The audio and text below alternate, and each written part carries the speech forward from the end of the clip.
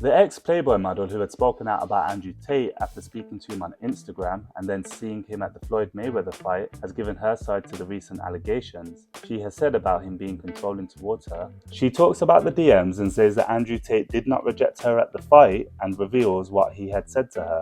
I just want to make this clear, there are no allegations put forward from her for the current investigation on Andrew Tate. She is just saying that she experienced him being controlling towards her. I would like to get you guys' opinion on this. I mean, this woman's jumped on the bandwagon all of a sudden, now that there's a lot of media coverage around Andrew Tate. It's nothing to do with his current case that he's facing, but now that he's been arrested, apparently everything he sent is wrong. Lastly guys, I have not seen these DMs. They may or may not even exist. What do you guys think on this situation? The point, because for people to be writing to me, oh, you're lying because they're so obsessed with a guy they've never met in their life, but they fail to understand that you have to take these accusations seriously. And I did have aggressive messages that were sent to me that back up exactly what the accusers have said. Okay, and can you give us a bit of an idea of what the messages said exactly and what treatment you received? And maybe Sulaiman could respond to that if he has anything to say. And also, just for the audience, I know I just was looking at your profile, Carla. First, I'm humbled that you're following me. I'm guessing you followed me just to go into the space. But we don't know each other. We've never spoken before. No. And this is the first time you come onto the space, just for clarity for the audience. But yeah, Carla, so what did those messages say before we get into the Vice Sorry, discussion? 1 second. I'll just... That's all right. What I recommend to anyone that calls you during a space for the panel, just block them. And then remember to unblock them after the space. Basic, it's fine now. 1 second.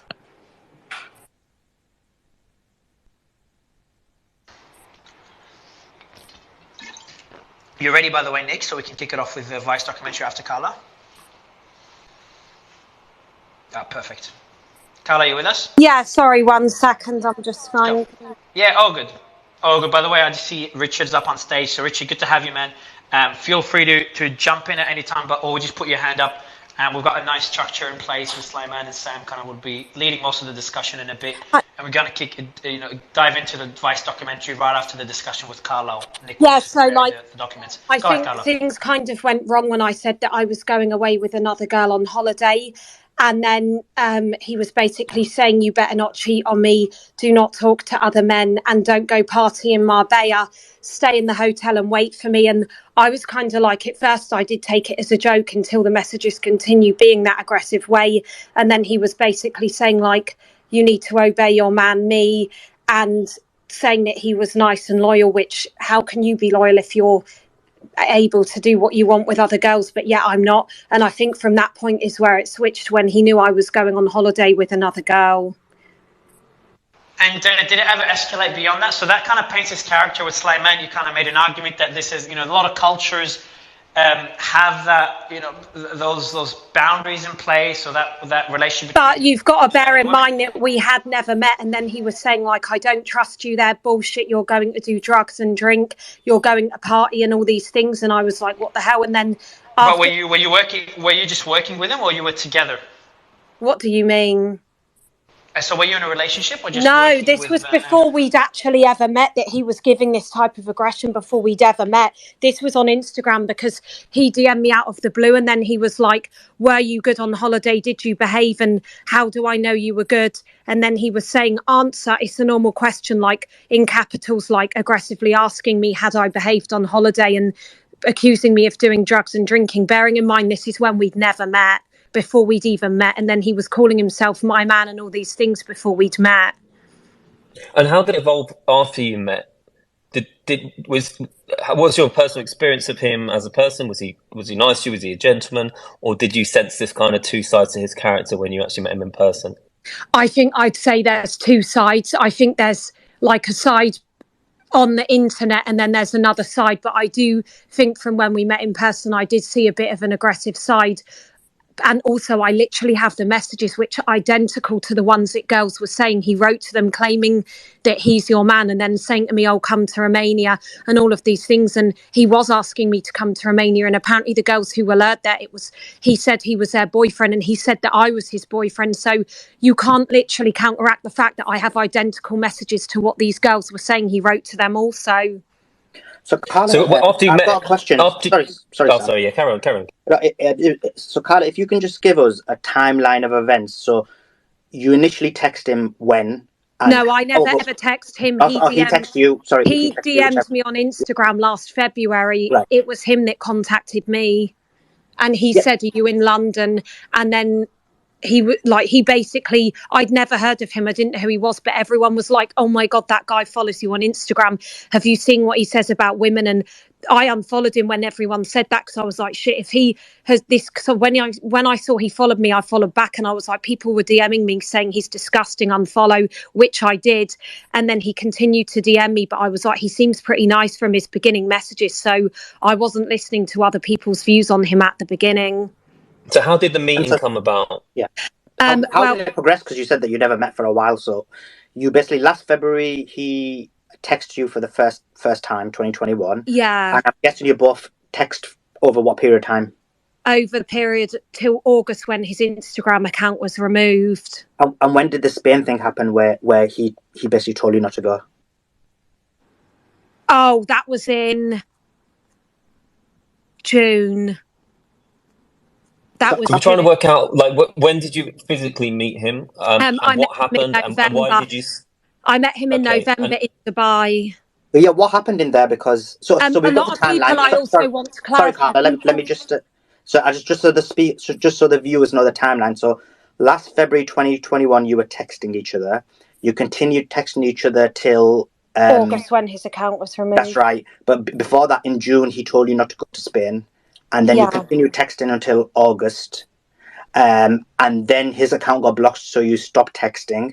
And then in November, you met him in Dubai. It's a video that's gone viral. If you could tell us about that. And I just want to clarify, because obviously the Andrew Tate army, people have been writing so much lies about that video, but I just want to clarify that not once in that video was I told to go home or go away. People are that delusional. That was my own video that if a videographer at the Dubai Mayweather fight filmed and randomly said to me later, "Oh, I filmed you and Tate talking." And then afterwards I wrote to him, he said to me, "I'll put that on TikTok randomly." And afterwards I was like, what the hell, people are making up things over the wording, like he said go home, he said this.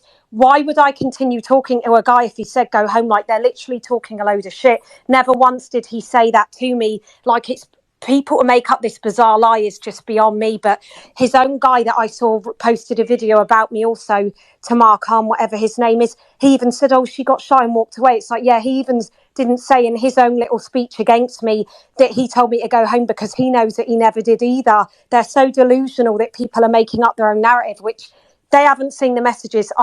It's just embarrassing that people are writing this bullshit. I guess was this the only time you met him, Carla? Yeah, it was. It was, yeah. So Carla, I guess I think people have two questions, and this is just from Tate people, so you get an opportunity to respond to this. The first thing is that obviously Tam Khan was sat next to you, and he said that you approached. So this is the first question. I'll let you answer them both. That you approached them, and the second point are Andrew Tate. And I guess the second question people have is that in the video, Andrew Tate is like pointing to his eyes and then pointing to the ring. I want to clear up that bit, because everyone keeps saying that he's like, "Oh, I'm watching the boxing." No, he didn't. I was explaining to him that I was about to get into the ring with Mayweather, and he said, "I'll keep my eye on you." And everyone's putting this false things. He's saying, "I'm watching the boxing, fuck off," basically. No, he did not say that. Like, it's so delusional that people are making up these lies. And how the fuck can you tell me what a guy said to me when I am standing there talking to him? Like, it's delusional. And the videographer that was even there was like, "Oh, ignore everyone, just don't listen to them." But I'm like, I can't have people writing lies. Like, I'm in that bloody conversation. I think I know what he said to me. And so did you the second question was, did you approach him? Yeah, I did approach him. It's clear to see I approached him in that video. Yeah, I think Raphael might have something to say. Raphael, do you want to add something? Yeah, I think the other question that's going through a lot of people's minds that, you've had messages from is, if he was so aggressive with you in the messages back in August, you already had a very bad feeling about him through the messages, which you said was extremely controlling. We're still, I think, oceans apart from the allegations that he's been charged with, but, very aggressive, male bravado type messages. And all these people have already told you, "Oh, he's a bad guy." And you yourself are personally put off. Why would you go and approach this person in such a public event?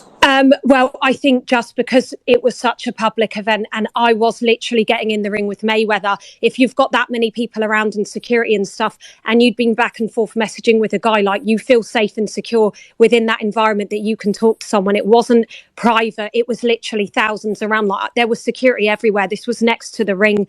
So I was in a secure enough environment to go up to him. Like, it wasn't in that moment anything to second question that moment. Like, I wasn't going back to a hotel or nothing with him, and he actually was like, oh, let's catch up after, because I was about to go in the ring, and then a fight broke out with him and Logan Paul. But yeah, people don't understand when they're saying that. It doesn't mean anything for me to go up to someone in a public space where there's security. I even had my own security walking to and from the changing room. Like, of course I felt safe within that moment. If it was me going back to a hotel or something with him, that would have been a whole different story, which I wouldn't have done. And he had all these guys with him. Like, I didn't know who the hell the people were with him either.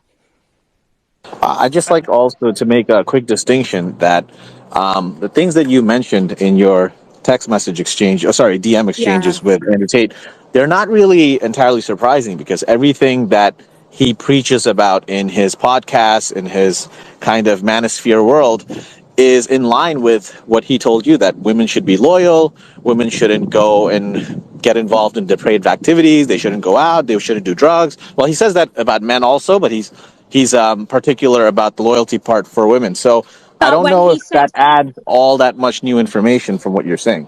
But what I'm saying is that when he was saying to me all the stuff, oh, you better be loyal, you better not cheat on me on holiday, I was like, I literally have been told by people that online you are always saying men can do what they want, but the girls can't. So I obviously called him out on that. But people are not understanding the context. I'm simply saying that the way that he wrote to me is literally identical replica of what the so-called alleged victims are saying that he did with them too. So I'm like, he did ask me to come to Romania. What was behind the motive of me going there? Like, I don't know to this day. Obviously I refused and was like, I cannot go Romania to see a guy I've never met, because one of my friends who's even from there was like, why the hell would you go to Romania? And she's from there herself, and she was like, baby's dodgy, why would a rich guy be living in Romania? Well, I'd just like to say it's not exactly identical, because those women claim that they tried to, they're talking about rape and coercion and sequestering. So it's not actually completely one-to-one.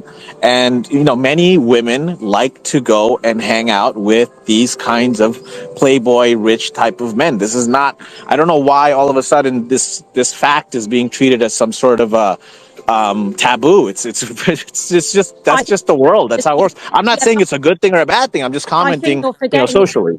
Saying, I literally know a girl from one of my sister knows a girl who's not she's not in the media whatsoever. She's married and has kids now, and she'll never come out and talk about Andrew Tate, and she's got a tattoo with him on her, and she randomly showed my sister messages from 5 years ago between her and Andrew Tate, and she said she was stranded in Romania because he got her to webcam for him and didn't pay her anything, and he wouldn't give her passport. And this is a girl who hasn't even spoken out. And I was like, so I wanted to find out deeper what the hell's going on. And she reckons he took her passport and she was stranded in Romania. This was 5 years ago. So you're forgetting that these claims haven't just come out of nowhere. I want to know, Syrian Girl, you want to jump in on this one? Before you jump in, Syrian Girl, first I just want to give credit to Carla for coming on stage and sharing the story. So whether we disagree or believe or don't believe the story, obviously if it's a lie, it's a different story, but it doesn't look like it. It's not a lie. I literally have the evidence to back it up. Yeah, I know, and we've spoken to people to kind of verify all that. And Syrian Girl, I'm just going to mute you because there's feedback sound on your end. So Carla, I just want to again give you the credit for coming up on stage, and thank you for this. To be having to answer those questions. It was very difficult for us to get victims of Andrew Tate, victims or people that had a relationship that had, wanted to criticize Andrew to come on stage. So even people supporting Andrew, it's just important to give them the respect. You could disagree with respect.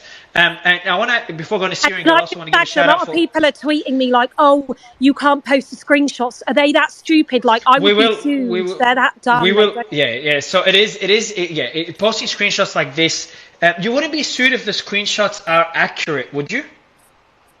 No, but I'm saying they're accurate. And for people to say to me, post the screenshots, like, are they that stupid to think it would not? Like, I literally posted them on my TikTok before this whole thing happened because people were like, oh, you went up to him. It's like, no, he's been DMing me for 6 months. He DM'd me, not the other way around. So yeah, she can post the screenshots.